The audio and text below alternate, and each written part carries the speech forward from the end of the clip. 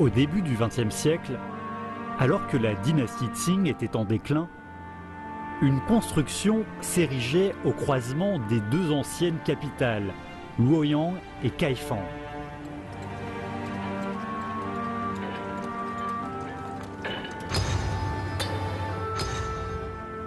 Le symbole de la civilisation industrielle, la voie ferrée, s'étendant sur la terre de la plaine centrale, constitue le pont du continent euro-asiatique actuel, le chemin de fer Bianluo, autrefois connu sous le nom de Longhai.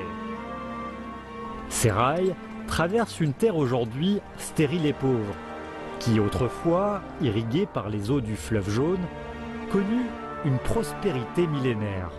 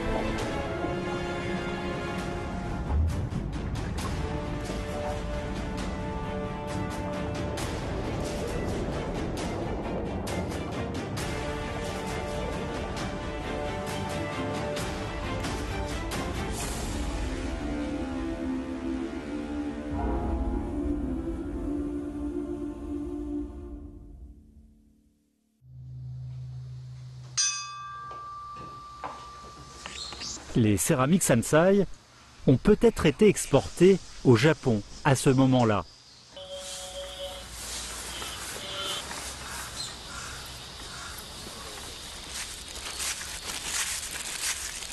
Ici, 887人の僧侶がその当時住んでいたわけですが、いわゆる渡来僧ですね。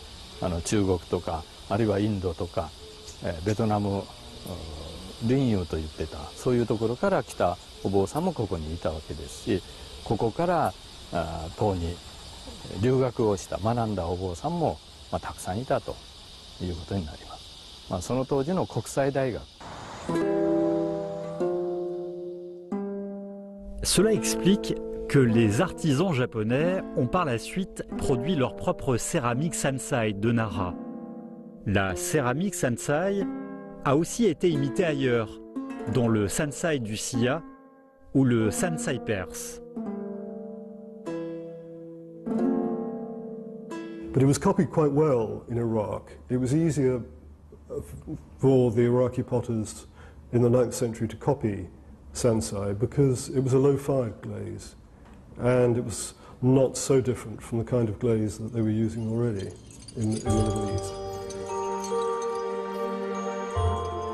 La dynastie Tang, avec son ouverture d'esprit, a donné un nouvel élan à la poterie. Les fascinantes céramiques Sansai ont non seulement contribué à pousser l'art de la poterie à son sommet, mais aussi à témoigner des moments glorieux de cette grande ère.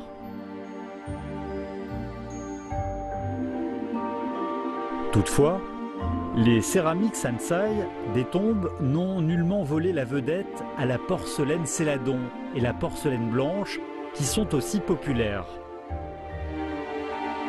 La famille impériale en possède également une belle collection. Où sont les preuves ?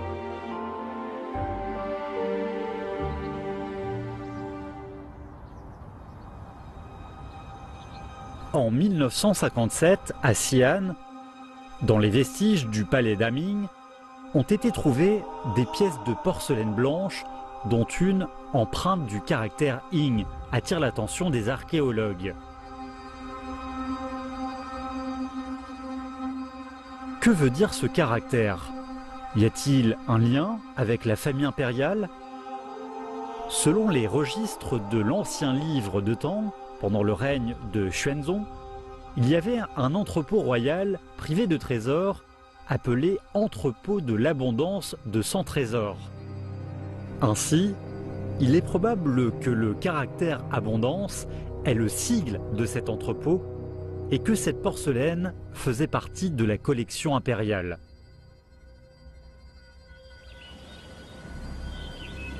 Qu'en est-il de la porcelaine Céladon? La porcelaine du Sud est la base de la porcelaine blanche du Nord. Est-ce que la porcelaine Céladon a été remplacée par la dernière?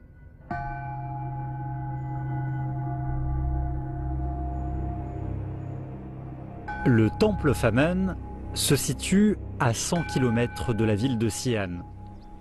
La dynastie Tang, il avait été désigné temple impérial où la famille priait ses dieux. Le moine Nanglu y fait ses études depuis plus d'1 an. Pour lui, c'est le lieu le plus proche du Bouddha.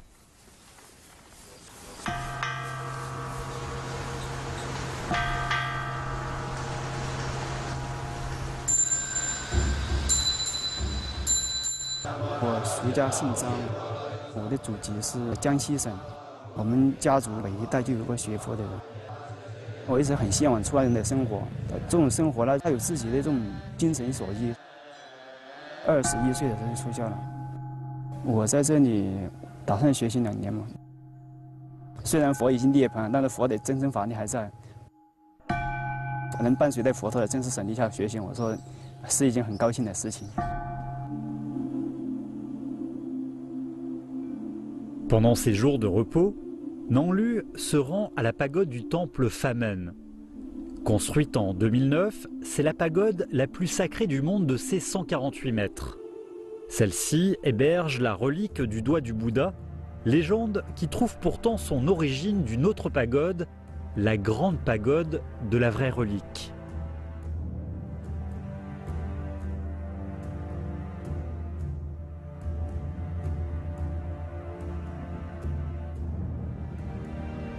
Été 1981. La moitié du mur de la grande pagode de la vraie relique s'est effondrée lors d'un orage. 6 ans après, lors de la reconstruction, un palais souterrain a été découvert et la relique du doigt de Bouddha a été déterrée. À cela s'ajoute une autre découverte, une pierre répertoriant les trésors cachés dans le palais, dont 7 bols et 6 assiettes de couleur céladon de haute qualité, un bol verni d'argent. Ces quelques mots ne semblaient rien comparés aux bijoux et objets précieux. Mais quand les archéologues découvrirent la porcelaine d'une couleur verte pâle, raffinée telle du jade, ils sont restés sans voix. Ces porcelaines de haute qualité, cachées depuis un millénaire, voient enfin le jour.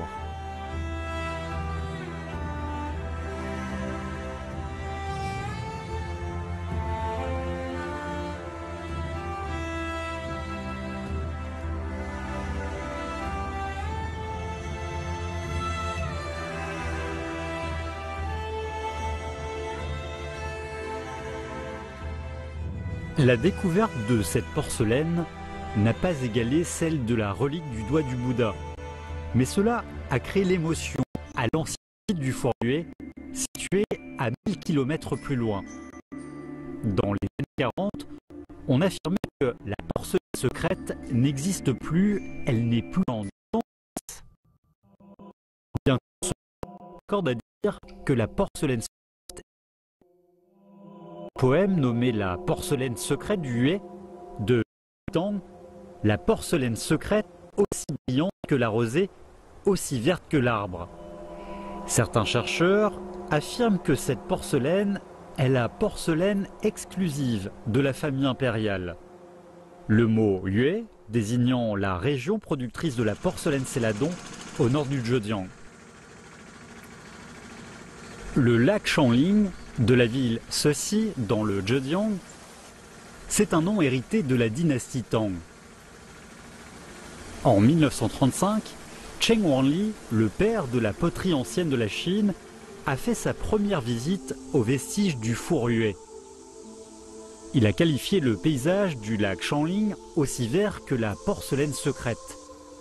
D'après les Song, la porcelaine de haute qualité du Fourhuet est exclusive à la famille impériale, d'où son nom, la porcelaine secrète. 那唐朝为什么会制作出很好的白瓷或者是青瓷？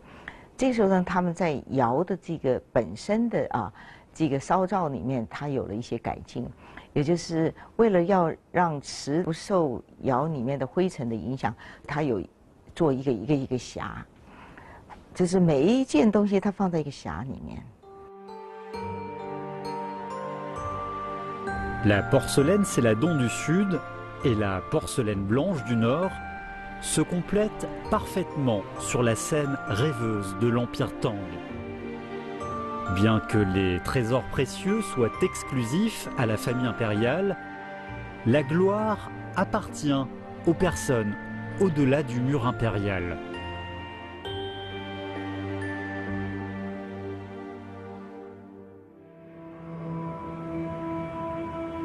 Néanmoins, un phénomène étrange intrigue les archéologues. Alors que de nombreuses pièces de porcelaine sont découvertes en Asie de l'Ouest et en Afrique du Nord, on n'y retrouve que peu de morceaux sur la route de la soie, importante route commerciale vers l'étranger de la dynastie Tang. Comment l'expliquer? On dit que c'est à cause de la révolte d'An Lushan et la fluctuation de la situation en Asie de l'Ouest. Mais on ne partage pas le même avis.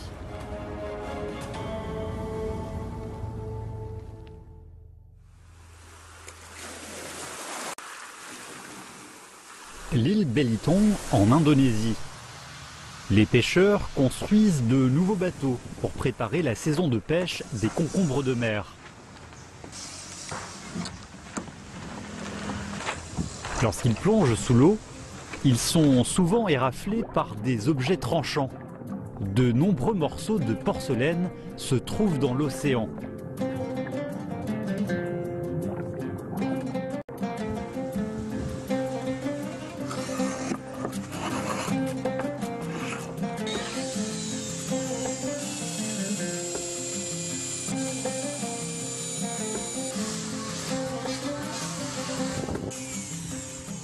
Mathieu, amateur de plongée, est fasciné par le monde de la mer depuis son enfance. Il porte un réel intérêt aux fragments de porcelaine au fond de la mer, bien qu'il n'en attende pas grand-chose.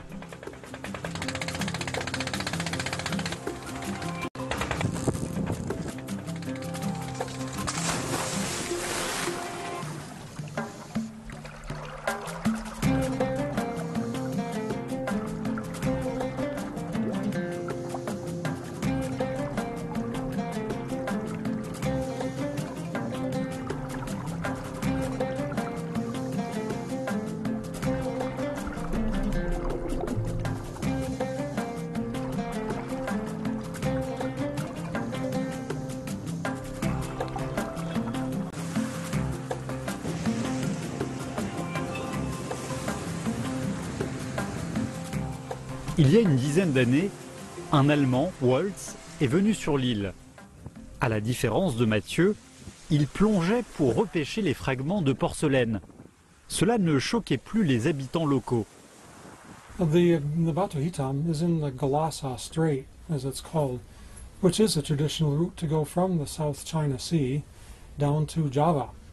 So it was on, it still is on a major shipping route, and it's quite dangerous. En 1998, l'Allemand Waltz repêcha avec ses hommes une ancienne épave remplie de porcelaine. Il a nommé le navire Roche Noire, en raison de nombreux bancs de roches noires sur l'île. Waltz, patron de l'usine de ciment et passionné de chasse au trésor, réalise enfin son rêve.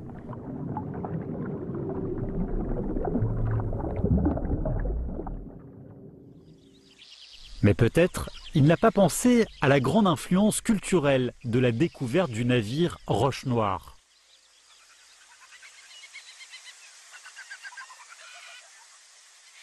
c'est le seul musée de l'île Belitung, où seule une petite partie des porcelaines découvertes par Woltz y sont exposées. On pense qu'elles viennent de Chine. Kapal yang kita ketemukan di Batu Hitam itu pada awalnya memang kapal itu berlayar. Kapal tersebut dan akhirnya barang-barang tersebut pun diangkat yang berisi emas, pot, mangkok, piring, kemudian guci-guci Cina, permata mereka angkat dan sampailah akhirnya terbawa ke Balai Lelang Christie di Inggris dan kemudian dimenangkan oleh pemerintah Singapura. This is the first ship load of Tang Dynasty Chinese ceramics ever discovered anywhere outside of China. Feeder. Yeah. Oh, you did in China. Because we never knew that one ship would carry so many objects all at one time.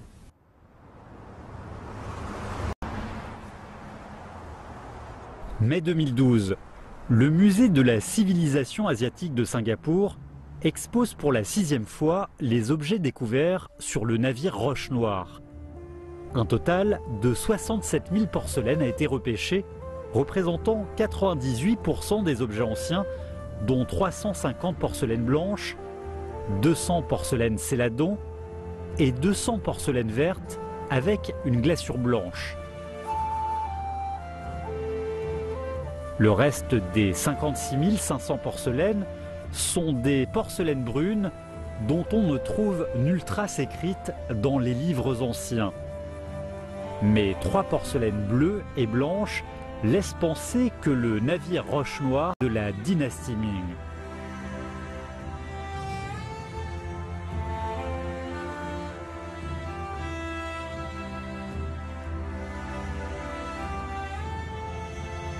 Jusqu'au loin, un agent de nettoyage remarque avec surprise l'inscription 16 juillet, la 2e année du Baoli sur un bol verni. Selon les documents historiques, les archéologues ont découvert que cette année appartenait à l'ère de la dynastie Tang, soit l'an 826, et ont confirmé que le navire Roche Noire datait de cette glorieuse époque des Tang.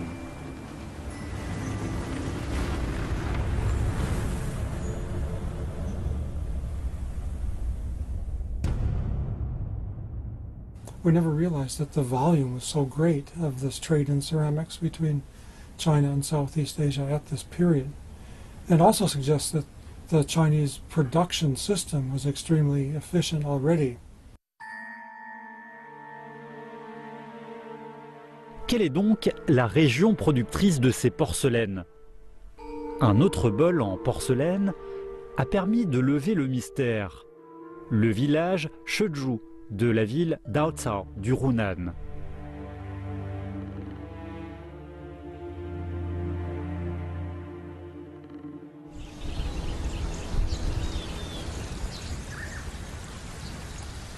Hunan semble désigner la province du Hunan d'aujourd'hui, car dans la ville de Changsha du quartier Wangchang s'y trouve effectivement un village nommé Shezhou.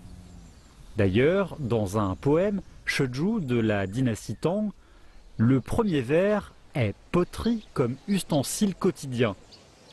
Ce qui est intéressant, c'est que le village voisin de Tongguan est aussi renommé pour sa porcelaine. Est-ce une coïncidence? Yongzi est propriétaire d'un atelier de céramique et presque toutes ses fabrications sont liées aux mémoires du temps. Contrairement à lui, la plupart des ateliers du village se consacrent à reproduire des céramiques copies de l'Antiquité, similaires aux objets découverts sur le navire Roche Noire. Malgré tout, cela laisse penser que les porcelaines de Roche Noire sont originaires d'ici.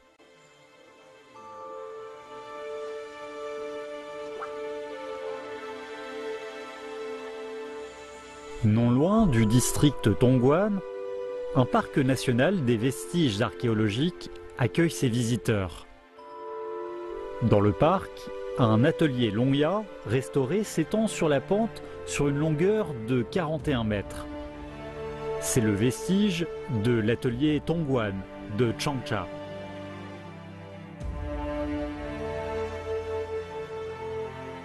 La porcelaine, produite dans l'atelier Tongguan, est caractérisée par la pièce peinte directement de couleur et vernie ensuite sur transparente. Une fois sortie du four, la porcelaine prend une couleur douce et durable. Selon les recherches archéologiques, le four Tongguan fut le premier à fabriquer des porcelaines colorées sous le vernis. Lui, un jalon dans l'histoire des céramiques.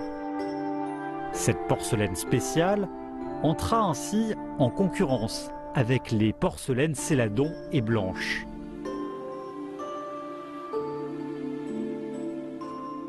En fait, dès 1956, le vestige de l'atelier Tongguan a été découvert. Mais pourquoi un atelier d'une telle taille n'a pas été inscrit dans les livres historiques? D'après les experts, le four Tongguan, qui n'a cuit pour la plupart que les ustensiles populaires, n'a pas suscité l'attention des lettrés et des historiens qui l'ont alors ignoré.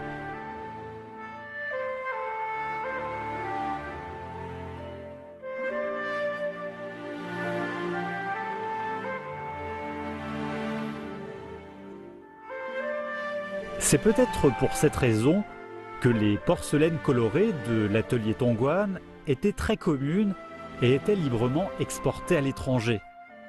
Même sur le navire Roche Noire, on trouvait leurs traces. C'est probable qu'elles aient été spécialement fabriquées pour l'exportation vers le monde arabe.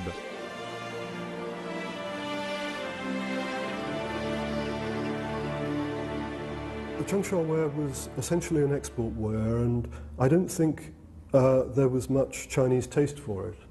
The Chinese taste was for the monochrome, for the plain, and the undecorated at that time. So the Changsha wares benefited from Sansai potters coming from North China to South China, and I think a lot of the decorative styles that are used on Changsha wares.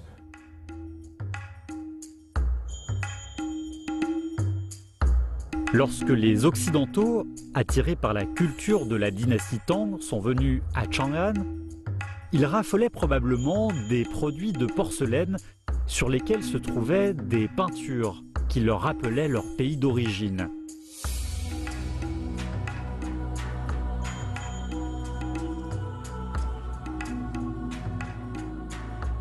We can tell that there was a kind of interaction between people in China and people in the Middle East.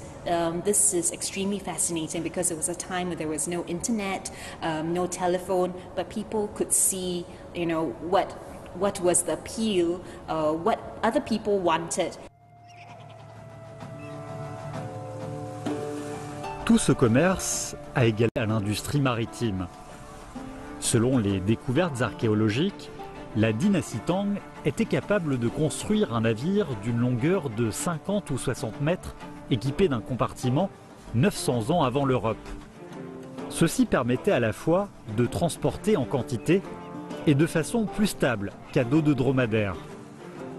Ainsi, certains pensent que la création de la route de la porcelaine maritime résulte de la décadence de la route de la soie.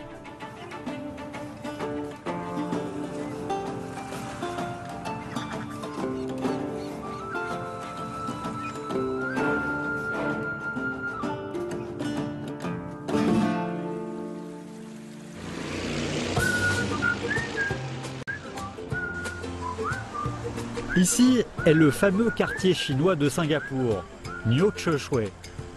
Monsieur Zhu Fuchang est une personne de notoriété publique. Quand on entend le haut-parleur, tout le monde sait que c'est Chang qui vient distribuer les journaux. 每天10点多练功，练了差不多1个钟头。我们的司马都忘记了，才去拿报纸，就是拍报纸。18年的时候，我太公啊，跟我老爸那时候已经过来了，在这边啊生活。以前买一间屋子啊1块钱，以前1块钱好。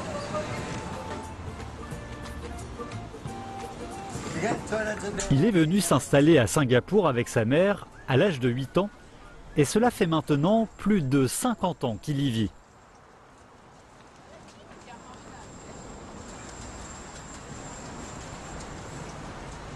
Les expériences de Zhu Fuchang est une réplique de la vie des Chinois de l'Asie du Sud-Est. Leurs ancêtres ont commencé leur voyage à la dynastie Tang lorsqu'ils embarquaient sur les navires marchands chargés de porcelaine, de soie et de thé pour arriver au relais de la route maritime de la soie et s'y installer par leurs propres moyens. Les navires marchands, quelle que soit leur destination, s'arrêtaient tous en Asie du Sud-Est pour se ravitailler et vendre une partie de leurs marchandises.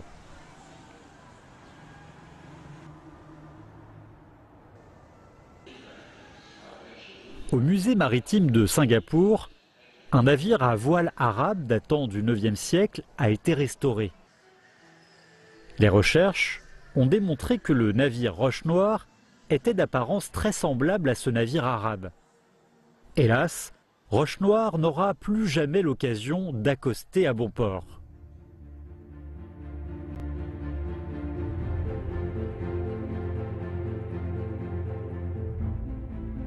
Le monde arabe, idéalement situé au croisement des continents européens et asiatiques et relais des routes de la soie terrestre et maritime, est la meilleure plateforme intermédiaire des échanges commerciaux entre l'Occident et l'Orient. Les Arabes connaissent bien la route maritime de la mer Rouge à l'Asie de l'Est et maîtrisent la loi des alizés de l'océan Indien. Ainsi, le capitaine Sinbad, dans les Mille et une nuits, est parti en voyage maritime fantastique, rapportant les porcelaines chinoises en Asie de l'Ouest, en Afrique du Nord et même en Europe du Sud.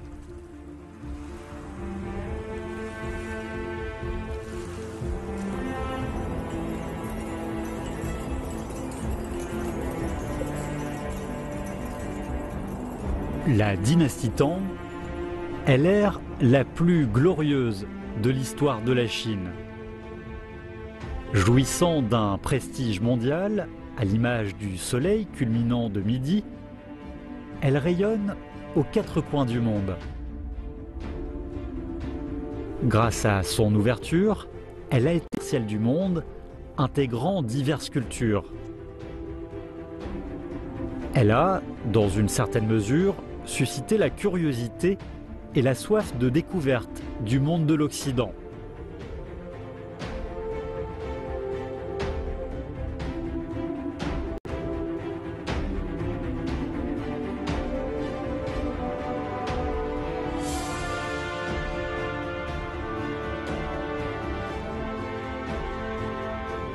L'assiette verte d'une glaçure blanche découverte sur le navire Roche Noire porte l'inscription « Cadeau diplomatique ». Certains supposent qu'elle était destinée aux pays étrangers. Au final, elle trouve ses origines au district Gong de la province du Henan et sera perçue 400 ans plus tard comme l'ancêtre de la porcelaine de la dynastie Yuan.